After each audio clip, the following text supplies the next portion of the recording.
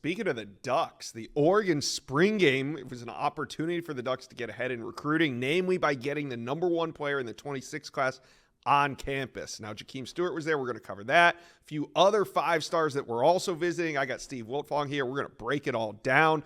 Steve, let's start with Jaem Stewart. Seemed like a good visit over the weekend with the Ducks. What are you hearing?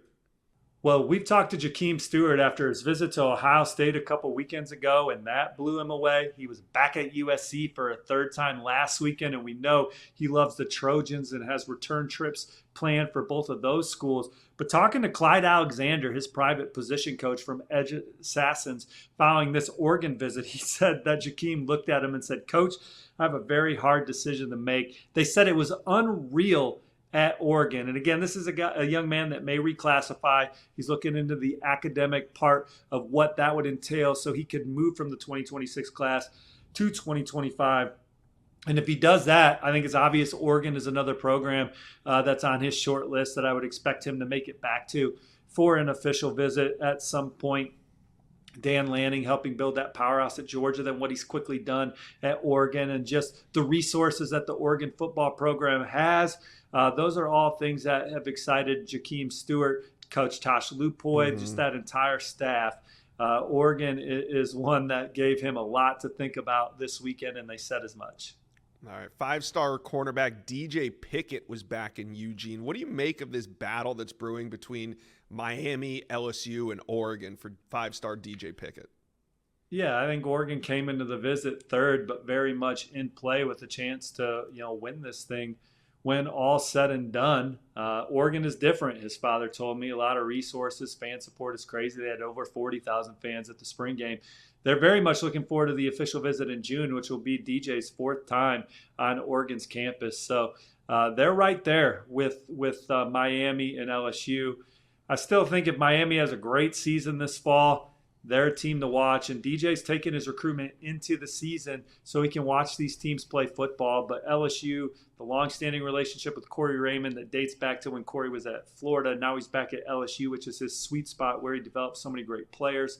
That excites DJ. He always feels at home at LSU. But Oregon, when he's there, he's very comfortable. He went to a game last year, made a couple visits already this year. This was a great visit. And the thing that they pointed out was Coach Lanning seems to be a genuine person who's about his players.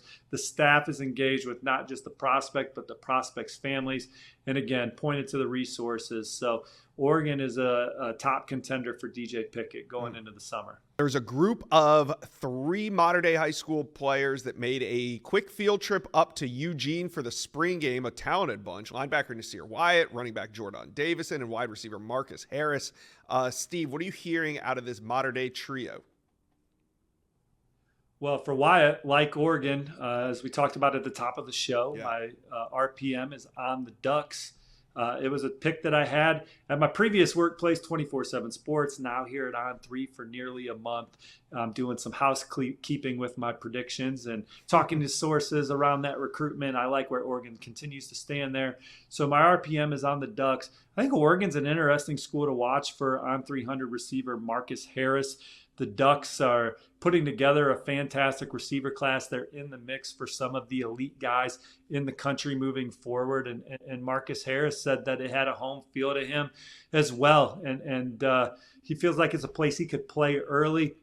And Junior Adams just really does a good job of recruiting top targets. Now with Jordan Davison, each visit always seems like a great one until I hear differently. I think Ohio State is still the program to beat, but he just had a great visit to Texas. Oregon always does it right when these guys come to campus. So we'll see if that recruitment has some twists and turns in the future. But I'm still riding with the Buckeyes right now for Jordan Davison. All right, last prospect I want to talk to you about when it comes to Oregon in their spring game was tight end Lincoln Kier, the number 2 ranked tight end in America. Coming into the visit, it seemed like the Ducks had a little bit of work to do on the recruiting prediction machine. Did they get it done with this visit? Yeah, while the predictions have been on Kansas State, you can't sleep on Oregon, particularly because this visit wasn't even on the calendar until like a few days before he made it out there. It was very important for him to get to the spring game. Dan Lanning and Drew Maringer and company went and visited him while they were on the road during the evaluation period. He's back for the spring game. Then he has an official visit set for June.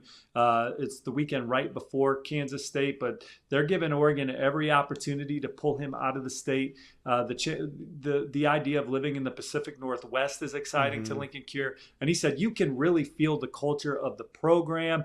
Everything excites me about the Ducks. I absolutely love it. So anyone that thinks that this young man is a lock to stay home, which again, it would be exciting for him to play in front of family, and certainly Kansas State has a great shot at landing him. He's not a lock to end up at Kansas State. And Texas A&M, their OC Colin Klein, who just came from Kansas State, played there. He's going to get Lincoln Cure down the campus in May down at College Station, Texas A&M. So we'll see if the Aggies can make a move as well.